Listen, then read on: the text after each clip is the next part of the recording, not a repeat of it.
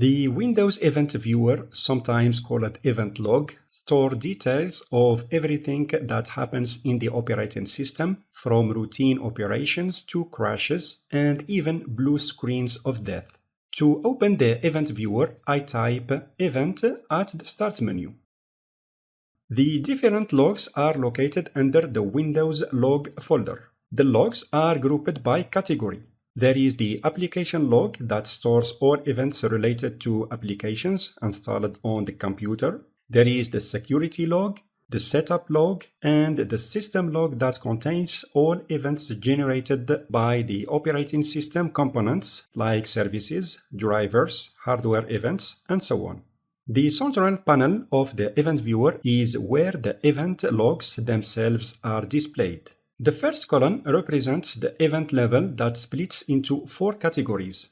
The warning events are generated when a Windows component, an application or service, generates a message or error that does not cause necessarily a problem to the system, but needs to be taken seriously if the frequency of the warnings are high enough. Information is generated whenever a service starts or stops, when an update is applied, or when the computer is shut down, for example. Error events are generated when a Windows component, application, or service fails. The fourth category that is not visible here is the critical events that are ones that result in a sudden PC shutdown, a blue screen of death, or a power problem. This column displays the date and time of the event. The source column displays the Windows component that originated the event. It can be a service, an application, a driver, or hardware. The event ID column contains the digital code that identifies the event. When you select an event, you can read more information and explanation about the event in the General panel area. The Event Viewer gives the possibility to filter the log events and display only those I want to focus my search on, and get rid of the other events that I might not need. On the Actions panel at the right side, I click on Filter Current Log. Then I select the event level I want to include in the filter. I can also filter on other parameters like the event sources and choose an event from the list. I can filter on a specific event ID or on a particular keyword. I click OK. Now I can see only errors events. To clear the filter, I click on the Clear Filter link in the Actions panel.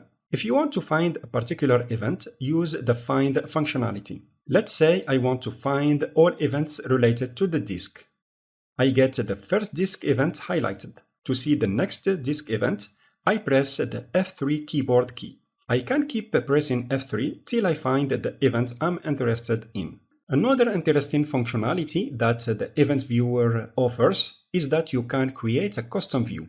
Let's say I want to create a custom view for the system events that shows me only critical errors and warning events. So I select those event levels and click OK. I need to give a name to my custom view. OK. My custom view is created under the Custom Views folder. Now, if I scroll the Custom View event list, I will see only those events I selected. Another interesting functionality you can use is the ability to attach an action to a particular event, so that when that event occurs, it will trigger a task that will be executed. To do that, I select the event I want to associate to a task. Then I click on Attach Task to this event in the Actions panel. I type the task name in this field and enter task description if I want. Click Next. I have nothing to enter here, so I click Next. On the action page, I need to select the action I want to perform.